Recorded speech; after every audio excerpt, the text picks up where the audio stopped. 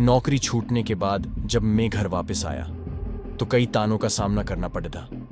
दोबारा से परिवार के माहौल में ढलने में मुश्किल भी हुई, पर सबसे ज्यादा तकलीफ तब हुई जब घर वालों ने मेरे पलंग को ही भेज दिया था। तब मेरे बड़े भैया ने मुझे कुछ पैसे दिए कि मैं एक नई खाट ले आऊं, मगर जितने पैसे थे उसमें एक पुरानी खाट भी नहीं आ सकती थी। दुकान पर पूछने गया तो वहां भी उतने में कुछ नहीं मिला, पर दुकान के बगल वाले घर से एक आदमी जो लगातार मुझे देखे जा रहा था बाहर निकला और बोला कि मेरे यहाँ पुरानी खाट पड़ी है, सस्ते में दे दूंगा। उसने खाट दिखाई तो वो एकदम सही हालत में थी, नई जैसी ही थी, पर उस आदमी ने ज्यादा पैसे नहीं मांगे। ये देखकर मुझे हैरानी हुई, मगर अपना फायदा होते हुए देख मैंने कुछ नहीं कहा। रात को खाना खाने के बाद मैंने राहत की सांस ली कि अब सोने का तो ठिकाना हुआ कम से कम। थोड़ी ही देर टहलने के बाद बिस्तर लगाकर मैं सोने चला गया। सोते सोते मुझे ऐसा लगा कि अचानक ही मुझे कोई धक्का दे रहा है और फिर मुझे किसी खाई में धकेल रहा है। पूरा शरीर दर्द कर रहा था। चीखते हुए मेरी नींद खुली तो मैं पसीने में लथपथ था। मुझे लगा कि कोई बुरा सपना होगा, तो मैं दोबारा सोने लगा, लेकिन खाट पर लेटते ही मुझे ऐसा लगा कि कोई मेरे कंधों को जोर से झकझोरे हुआ है और मेरे पैरों को किसी ने पकड़ लिया है। दोबारा से मेरा पूरा शरीर दर्द करने लगा। मैं चाहकर भी उठ नहीं पा रहा था। हैरत की बात तो ये थी कि ये कोई सपना नहीं था, सच में कोई मेरे शरीर को जकड़े हुए था। मेरी चीख सुन सभी घर वाले वहां फौरन आ गए और उतने में ही ये सब अजीब चीजें भी रुक गई। बुरा सपना था ये बोलकर उन्होंने फिर से सो जाने को बोला, पर खाट पर दोबारा बैठने की अब मेरी हिम्मत ही नहीं थी। वो रात मैंने जमीन पर ही गुजारी और अगले दिन मुझे लगा कि शायद कल रात जो हुआ वो सब मेरा एक वहम था। खुद को समझाते हुए अगली रात मैं फिर उसी खाट पर सोया। कुछ देर तो मुझे नींद ही नहीं आई। फिर जब कुछ देर तक कोई भी अजीब चीज नहीं हुई तो मेरी आंख लग गई, पर आधी रात में एक बार फिर मुझे लगा कि कोई मेरे शरीर को पीछे की ओर खींच रहा है।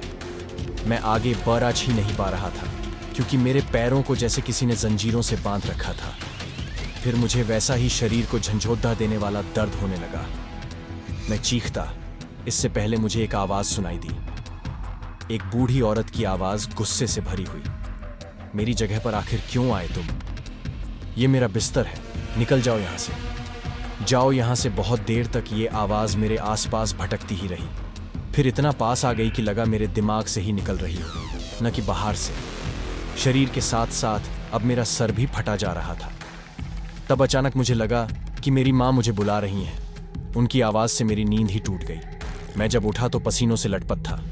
मेरी माँ मेरे पास ही खड़ी थी और वो बुरी तरह से घबरा रही थी। जब मैंने अपने पैरों को देखा तो मेरे पैरों पर रस्सी और खरोंचों के निशान दिखे तो मैं भी चौंक उठा। मैं समझ गया था कि जो मैं महसूस कर रहा था वो कोई सपना नहीं था। सुबह होते ही मैंने उस खाट को उठाया और बाहर फेंक आया। कुछ देर बाद वो खाट वहां थी ही नहीं। जरूर ही कोई उसे उठाकर ले गया होगा। अगली रात भी मैंने जमीन पर गुजारी, लेकिन उस खाट का ख्याल मुझे सोने ही नहीं दे रहा था। थोड़ी बहुत नींद लेकर सुबह उठा तो उस खाट के साथ एक आदमी भी घर के बाहर मिला, जो कि गुस्से में भरा हुआ था कि आखिर क्यों मैंने इतनी खतरनाक खाट यूं ही खुले में बाहर छोड़ दी थी। झटके, दर्द और बुरे सपने क्या कुछ नहीं देती थी ये खाट। ये सब बोलकर वो खाट वहीं छोड़ गया। मुझे इतना तो समझ आ गया था कि ये मेरा वहम नहीं है और इस खाट में वाकई कुछ गड्ढबद्ध है।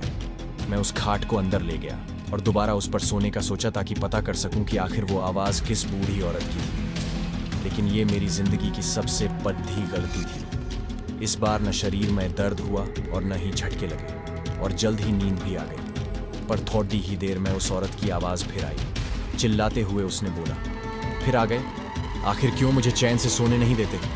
ये मेरे सोने की जगह है, जाओ यहां से। यह सुनते ही फिर मेरे शरीर में दर्द होने लगा। ऐसा लग रहा था जैसे मैं कहीं ऊपर से बहुत जोर से गिर रहा हूं। थोड़ी देर बाद यह सब रुक गया, पर ऐसा लगने लगा जैसे खाट हवा में झूल रही हो, अपने कंधों पर उठाए कोई उसे ले जा रहा हो। मेरा मैं सहमा जा रहा था। डर ने जैसे चारों ओर से मुझे घेर लिया हो।